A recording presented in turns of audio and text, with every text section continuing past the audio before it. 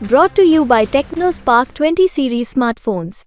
Samajwadi party एक के बाद एक अपने प्रत्याशियों की घोषणा कर रही है। कई बार लंबी लिस्ट आती है, कई बार छोटी लिस्ट आती है। ऐसी एक लिस्ट आई है, 2 लोगों के नाम के साथ ये घोषणा की गई है। मुरादाबाद से एसटी हसन, जो कि लोकसभा में सपा के नेता हैं, उनको टिकट दिया गया है, सांसद है मुरादाबाद से। दूसरा नाम बिजनौर से दीपक सैनी का। जी हाँ, ये बहुत दिलचस्प नाम है, क्योंकि जसवीर सिंह, जिनको मिला था बिजनौर से टिकट, जिनके ऊपर आरोप ये कि उन्होंने आरक्षण का जो बिल है, प्रमोशन में आरक्षण का बिल, उसको लोकसभा में फाड़ा था और उन्होंने सोनिया गांधी के हाथ से छीनकर इस बिल को फाड़ा था।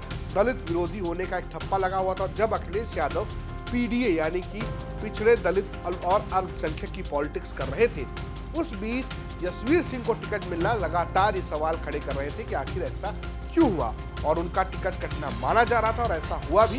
बिजनौर से आखिरकार जसवीर सिंह का टिकट काट दिया गया। बिजनौर एक सामान्य सीट है, वहां पर एक दलित प्रत्याशी देकर अखिलेश यादव ने थोड़ी सी एक प्रयोगात्मक कोशिश की थी। हालांकि अब उसमें उन्होंने बदलाव कर दिया है और दीपक सैनी को चुनावी मैदान में उतार दिया। आपको बता दें कि दीपक सैनी राम अवतार सैनी के बेटे। राम अवतार सैनी समाजवादी पार्टी से विधायक है। अभी ये इनका पहला चुनाव होगा जिस तरीके से चुनावी मैदान में है। नए चेहरे के तौर पर उनको चुनावी मैदान में उतारा गया है। ये सीट बहुत दिलचस्प इसलिए हो रही है क्योंकि यहाँ से बसपा ने जो है वो विजेंद्र सिंह, जो कि जाट समुदाय से आते हैं, उनको टिकट दिया है। तो वहीं ये सीट आरएलडी के खाते में है एनडीए के तहत। और यहाँ से चंदन चौहान, जो कि कभी समाजवादी पार्टी के हुआ करते थे, उनके कोटे से चुनाव भी लड़े थे आरएलडी के सिंबल पर। दरअसल पहले वो समाजवादी पार्टी से लड़े थे, हार गए थे। उसके बाद इस बार चुनाव में 2022 के विधानसभा चुनाव में उन्हें आरएलडी के सिंबल पर चुनाव लड़ाया था अखिलेश यादव ने।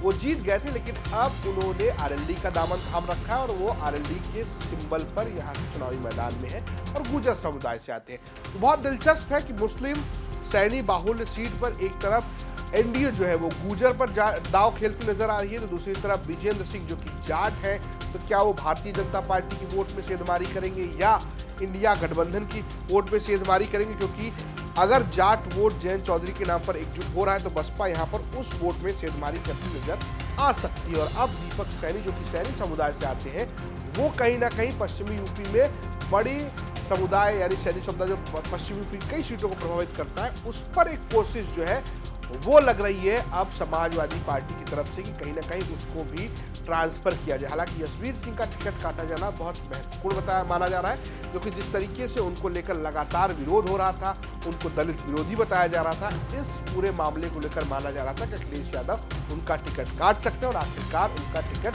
काट दिया गया। हालांकि दरअसल कहा यह भी जा रहा है कि जसवीर सिंह नगीना की सीट से चुनाव लड़ना चाहते थे। हालांकि नगीना की सीट से ओम कुमार, जो कि बीजेपी से चुनाव लड़ रहे हैं, वहीं मनोज कुमार जो है वो समाजवादी पार्टी से चुनावी मैदान में। अखिलेश यादव ने वहां से मनोज कुमार, जो कि पूर्व प्रशासनिक अधिकारी भी रहे, उनको चुनावी मैदान में उतारा है। और नगीना से अपने आप में चंद्रशेखर आजाद खुद चुनावी मैदान में है, तो अपने आप में एक दिलचस्प सीट है। लेकिन अगर नगीना में जसवीर सिंह को टिकट नहीं मिला तो उनको बिजनौर भेजा गया था और अब उनको बिजनौर से भी उनका पत्ता काट दिया गया है। देखने वाली बात यह है कि बिजनौर की सीट पर जो प्रयोग अखिलेश यादव ने किया है वो कितने हद तक सफल हो पाता है। क्या वो बिजनौर की सीट को, जो पहले विपक्ष के खाते में था, उसको अपने खाते में ले आ सकते हैं, या यहाँ पर बसपा या एनडीए के तहत रालोद जिसे जीत पाती है या नहीं। फिलहाल ये स्टोरी भेजी थी हमारे सहयोगी बिजनौर से संजीव शर्मा ने, प्रस्तुत किया हमारे नजर पे और कैमरे के पीछे कोयर। देखते रहिए यूपी तक। नमस्कार।